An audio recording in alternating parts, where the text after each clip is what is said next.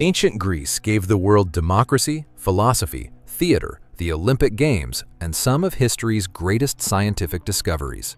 Yet, for all its influence, much of what people believe about ancient Greece is either incomplete or simply wrong. It was never a single nation. There was no emperor ruling over a united Greek kingdom, no permanent capital directing every city, and no central government capable of controlling the entire Greek world. Instead, hundreds of fiercely independent city-states competed, traded, formed alliances, and fought one another for centuries. Paradoxically, this constant rivalry became one of Greece's greatest strengths. Every city wanted to build larger temples, field stronger armies, produce better philosophers, attract more merchants, and leave behind a greater legacy than its neighbors. Competition drove innovation in politics, warfare, architecture, literature, and science. Geography made this fragmented world almost inevitable. Rugged mountain ranges divided mainland Greece into isolated valleys, where communities developed independently for generations. Building one unified kingdom across such terrain was extraordinarily difficult. The sea, however, told a very different story. Thousands of islands and an immense coastline transformed the Aegean into a vast network of natural highways. Merchant ships carried olive oil, wine, pottery, bronze, marble, timber, and grain from port to port. More importantly, they carried ideas. Religious beliefs, engineering techniques, artistic styles, military innovations, scientific discoveries, and political experiments spread across the Mediterranean alongside commercial trade. Long before the internet or even printed books, the sea connected the Greek world into one enormous exchange of knowledge. As populations expanded, Greek settlers established colonies across southern Italy, Sicily, North Africa, the coast of modern Turkey, France, Spain, and the Black Sea. These settlements stayed connected by language, religion, and commerce, forming a cultural network few empires of the time could match. The people we call Greeks usually called themselves Hellenes. Their homeland was Hellas. The word Greek became widespread only because the Romans referred to them as Greci, a name that eventually spread throughout Europe. The Greeks also had a famous word for foreigners, barbaros. Today it suggests cruelty or savagery, but originally it simply described people whose language sounded unintelligible to Greek ears. Foreign speech seemed to repeat barbar, and the name remained. Only centuries later did it acquire its modern negative meaning. Ironically, the civilization that often viewed outsiders as barbarians eagerly borrowed ideas from them. Egyptian mathematics, Near Eastern engineering, Phoenician writing, and Mesopotamian astronomy all influenced the development of Greek civilization. Out of this world emerged two cities that would define an entire age: Athens and Sparta. They shared the same language, honored many of the same gods, and celebrated many of the same festivals. Yet almost everything else about them was different. Athens believed that debate, education, trade, and civic participation created a stronger society. Sparta believed that discipline, sacrifice, obedience, and military excellence were the only things standing between survival and disaster. That rivalry would shape the destiny of ancient Greece for centuries, and nowhere is the contrast sharper than inside Sparta itself. Every aspect of Spartan society revolved around one goal: producing citizens capable of defending the state, whatever the cost. Unlike almost every other Greek city, Sparta was ruled by two kings at the same time. The unusual arrangement reduced the risk of one ruler becoming too powerful, while allowing one king to remain at home if the other marched to war. Even so, neither king ruled without limits. Powerful councils and magistrates balanced royal authority, making Sparta far more politically complex than its reputation suggests. The making of a Spartan warrior began surprisingly early. At around 7 years old, boys left their families and entered the agoge, the harshest education system in the ancient Greek world. They learned to endure hunger, cold, exhaustion, and pain. They trained constantly, competed relentlessly, and were taught that the survival of the community mattered more than the comfort of the individual. Yet Sparta also challenged many modern assumptions. Spartan women enjoyed freedoms almost unheard of elsewhere in Greece. They could inherit property, manage estates, receive physical training, and exercise influence within society, while men spent years on military campaigns. Ancient visitors often remarked that Spartan women appeared unusually confident and independent. Beneath this powerful military society, however, lay a fragile foundation. Much of Sparta's economy depended on the labor of the helots, an unfree population forced to farm the land and supply food for Spartan citizens. Because the helots vastly outnumbered the Spartans, fear of rebellion shaped military policy for generations. Sparta trained not only to defeat foreign enemies, but also to maintain control at home. Eventually, the greatest challenge arrived from beyond Greece itself. The Persian Empire, already the largest empire on earth, expanded relentlessly toward the west. One Greek city after another faced the possibility of becoming another Persian province. Rivalries that had divided the Greeks for centuries suddenly seemed insignificant beside the threat of invasion. The most famous confrontation came at Thermopylae. Popular culture remembers only 300 Spartans, but the reality was more striking. Several thousand Greek soldiers initially defended the narrow mountain pass, and when the position became hopeless, hundreds of Thespians deliberately chose to remain beside the Spartans. Their sacrifice delayed the Persian advance and became a lasting symbol of courage against overwhelming odds. The war was decided not only on land, but at sea. At Salamis, the Greeks lured the enormous Persian fleet into narrow waters, where its numerical advantage disappeared. Agile Greek triremes rammed and disabled larger enemy ships in a battle that transformed the course of history. Had the Persians prevailed there, the future of Greek civilization, and perhaps much of European history, might have unfolded very differently. Athens drew much of its strength from an unexpected source beneath the ground. Rich silver deposits at Laurion financed the construction of the fleet that helped defeat Persia. Wealth from the mines allowed Athens to expand its influence across the Aegean, ushering in what many historians call its Golden Age. Victory over Persia transformed Athens into the dominant power of the Greek world. But military success was only one part of its story. Visitors arriving in the city would have found crowded markets, workshops ringing with the sound of bronze and iron, merchants speaking dozens of languages, and public spaces where politics, philosophy, and business blended together. Few events captured the Greek spirit better than the Olympic Games. Held every 4 years in honor of Zeus, they were far more than athletic competitions. Sacred ceremonies, religious sacrifices, political meetings, and commercial exchanges turned Olympia into the busiest meeting place in the ancient Mediterranean, if only for a few weeks every 4 years. During the festival, many Greek states observed a sacred truce, allowing athletes and spectators to travel safely even when their cities were at war. To modern audiences, one detail often comes as a surprise. Many competitors performed without clothing. To the Greeks, the trained human body represented discipline, excellence, and harmony rather than embarrassment. Victory brought enormous prestige, not only to the athlete, but also to his family and his city. Entertainment occupied an equally important place in Greek society.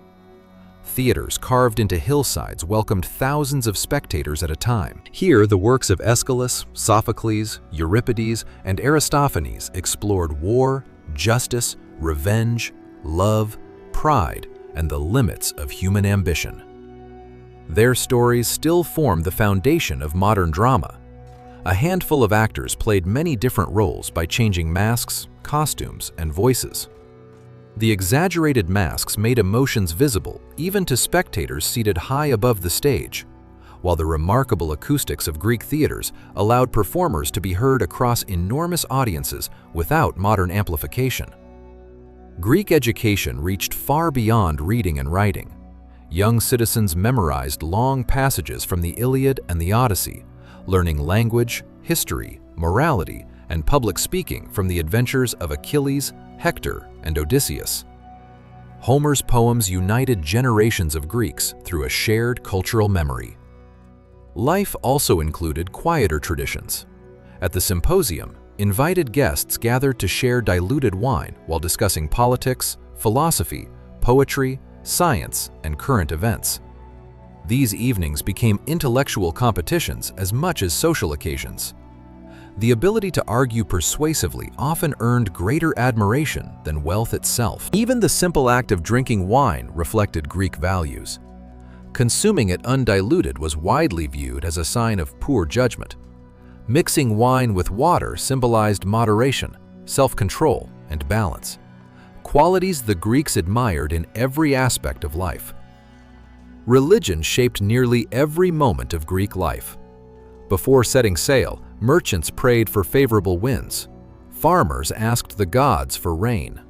Soldiers offered sacrifices before battle, and families honored household deities before important celebrations. The line between daily life and religion was almost invisible. Among all sacred places, none inspired greater respect than Delphi. Built on the slopes of Mount Parnassus, the sanctuary of Apollo attracted visitors from across the Mediterranean. Kings, generals, merchants, and ordinary citizens all came seeking advice from the mysterious priestess known as the Pythia.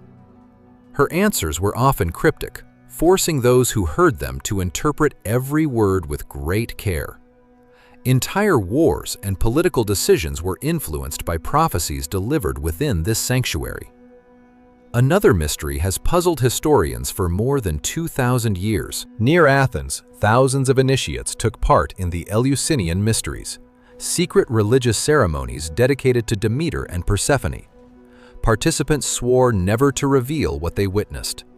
The oath proved so effective that despite centuries of investigation, historians still cannot say with certainty what happened during the rituals. Whatever the experience was, many ancient writers described it as one of the most profound moments of their lives. The Greek world was also filled with stories. Myths explained why the seasons changed, why storms appeared without warning, how cities were founded, and why certain families claimed divine ancestry. To modern readers, they may seem like legends, but to many Greeks, they formed an essential part of understanding the world. Even their gods reflected human nature. Zeus could be unpredictable, Hera jealous, Ares impulsive, Athena wise, and Poseidon terrifying when angered. Unlike distant, perfect beings, the Olympian gods argued, competed, made mistakes, and interfered constantly in human affairs. Their personalities made mythology vivid, dramatic, and deeply relatable.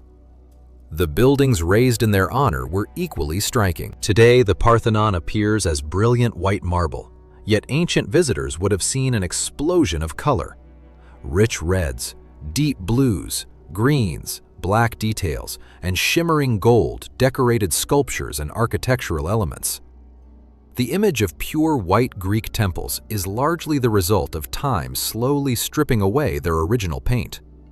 Towering above Athens, the Acropolis became far more than a religious sanctuary. It symbolized victory over foreign invasion, the wealth of the city, artistic excellence, and the confidence of a civilization entering its greatest age. Greek sculptors pursued realism with extraordinary determination. They studied anatomy, balance, proportion, and movement so carefully that their works continued to inspire Roman artists, Renaissance masters, and modern sculptors thousands of years later. Behind the temples and monuments, however, lived ordinary people whose names have long been forgotten. Most Greeks were not famous generals or brilliant philosophers. They were farmers tending rocky fields, fishermen sailing unpredictable waters, craftsmen shaping clay and bronze, traders negotiating in crowded harbors, and shepherds guiding their flocks through the mountains. Their daily labor sustained the civilization, whose greatest achievements still fill history books. Not everyone shared equally in that prosperity. Slavery existed throughout much of the Greek world and formed part of the economic foundation of many city-states. Enslaved people worked in households, workshops, farms, and the dangerous silver mines that enriched Athens. Their experiences varied greatly depending on where they lived and whom they served, but they remained excluded from the freedoms enjoyed by citizens. Yet it was within this complex society that some of history's greatest minds emerged. Socrates never wrote a single book. Everything we know about him survives through the works of others, especially his student Plato. Rather than delivering lectures, Socrates wandered the streets of Athens asking questions that exposed weak arguments and forced people to examine what they believed they already knew. His method frustrated many of his contemporaries, but it transformed philosophy forever. Eventually, the city placed him on trial.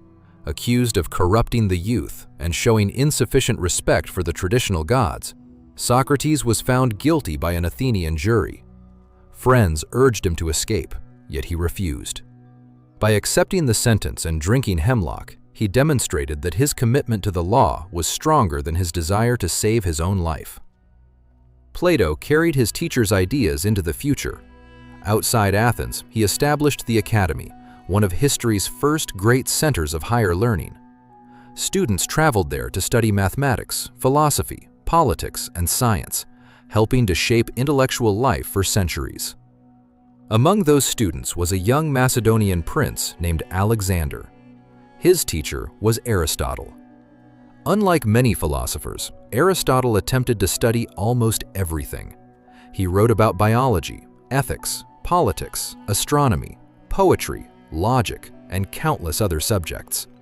Rather than accepting easy answers, he insisted on observing nature carefully before drawing conclusions. His influence remained so great that European universities continued teaching many of his works nearly 2,000 years later. Not every philosopher sought fame or prestige. Diogenes rejected wealth, comfort, and social convention, arguing that genuine happiness depended on freedom rather than possessions. Ancient stories describe him challenging powerful rulers with fearless honesty, reminding audiences that status meant little without virtue. Greek curiosity extended beyond philosophy into medicine and science. Hippocrates encouraged physicians to search for natural causes of illness instead of blaming every disease on divine punishment. Careful observation of patients gradually became a defining principle of medical practice for centuries to come.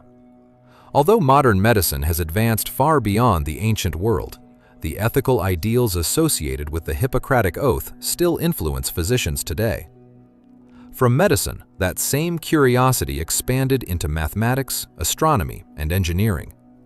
In the Hellenistic world, Euclid gathered centuries of mathematical knowledge into a single work known as the Elements. Rather than presenting isolated formulas, he built geometry step by step, proving each idea from the one before it. For more than 2,000 years, students around the world learned mathematics from this landmark book. Another extraordinary mind was Archimedes of Syracuse. He investigated geometry, mechanics, buoyancy, and engineering with rare originality. His machines defended cities, his calculations pushed mathematics forward, and his discoveries continued influencing scientists long after the ancient world had vanished. Few individuals have left a deeper mark on the history of science. Greek thinkers also began asking questions about the planet itself. Eratosthenes realized that the angle of the sun's rays differed between two Egyptian cities at the same moment. By combining careful observation with geometry, he calculated the circumference of the Earth with impressive accuracy. His result came astonishingly close to the modern measurement, despite being achieved without telescopes, satellites, or advanced instruments. Others looked even farther into the heavens. Aristarchus proposed that the Earth revolved around the sun rather than the other way around. Most of his contemporaries rejected the idea, yet it demonstrated a willingness to challenge accepted beliefs through reason.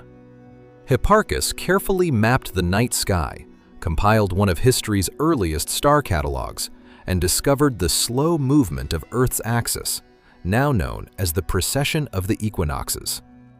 His observations became the foundation of later astronomy.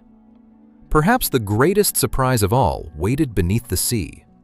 More than 2,000 years after a merchant ship sank near the Greek island of Antikythera, divers recovered a corroded bronze mechanism unlike anything historians expected. Inside were dozens of precisely cut gears working together with astonishing complexity. Modern research revealed that the device could predict eclipses, track the movements of celestial bodies, and calculate astronomical cycles. Many researchers now describe it as the world's oldest known analog computer. These achievements were possible because Greek civilization rewarded curiosity. Asking difficult questions was not seen as dangerous. It was often the beginning of discovery. That spirit would soon travel far beyond the Aegean, with one young ruler whose conquests transformed the ancient world forever. Alexander of Macedon inherited a powerful kingdom, but his ambitions reached far beyond Greece. Within little more than a decade, his armies defeated the Persian Empire and created a realm stretching from Egypt to the borders of India. Wherever his armies marched, Greek language, architecture, education, and ideas followed, giving birth to the Hellenistic world. Alexander's empire did not survive intact after his death, yet in many ways, its greatest influence had only begun. His generals divided the vast territories into rival kingdoms, but Greek language and culture continued spreading across 3 continents. New cities became centers of learning where Egyptian, Persian, Babylonian, and Greek traditions blended into entirely new forms of civilization. The greatest of these cities was Alexandria in Egypt. Founded by Alexander himself, Alexandria quickly grew into one of the richest and most influential cities on Earth. Its famous library sought to collect every written work that could be found. Scholars copied manuscripts arriving from every corner of the known world, preserving knowledge that might otherwise have disappeared forever. Although much of the library was eventually lost, its reputation became a lasting symbol of humanity's desire to gather and protect knowledge. Nearby stood another marvel of the ancient world. The Lighthouse of Alexandria rose more than 100 meters above the harbor, guiding ships safely to shore. For centuries, it ranked among the tallest structures ever built by human hands. Sailors approaching the Egyptian coast could see its beacon from many kilometers away, a feat of engineering unmatched for generations. Greek became the common language of diplomacy, science, trade, and education across much of the Eastern Mediterranean and Near East. Merchants from different cultures negotiated business in Greek. Philosophers debated in Greek. Scientists recorded discoveries in Greek. Even centuries later, this shared language continued connecting peoples separated by enormous distances. The influence of Greek culture eventually reached another rising power, Rome. At first, the Romans admired Greek civilization from afar. Wealthy Roman families hired Greek teachers to educate their children. Greek statues decorated Roman villas. Greek literature inspired Roman writers, while Greek architects influenced Roman builders. Eventually, Rome conquered Greece politically, yet many Roman authors admitted that in culture, Greece had conquered Rome instead. The legacy extended far beyond architecture and philosophy. Greek ideas about citizenship influenced later political thought. Greek logic shaped education. Greek mathematics became the foundation for generations of scientists. Greek drama established storytelling traditions that continue in theaters and films today. Even many scientific and medical terms still derive from ancient Greek words. The Olympic Games eventually disappeared after the rise of Christianity within the Roman Empire, but their memory never completely faded. More than 15 centuries later, the modern Olympic movement revived an ancient tradition that continues bringing nations together through peaceful competition. Many democratic governments also trace part of their intellectual heritage to classical Athens. Modern democracies differ enormously from the Athenian system, yet the idea that citizens should participate in public decision-making remains one of Greece's most enduring contributions to political history. Ancient Greece reminds us that the greatest revolutions do not always begin with armies. Sometimes they begin with conversations, with difficult questions, with the courage to admit that accepted wisdom may be incomplete. The temples may stand in ruins, yet the ideas born there continue their journey.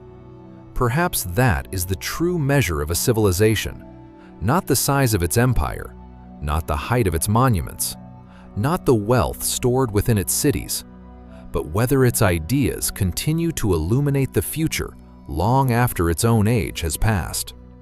By that measure, ancient Greece never truly disappeared.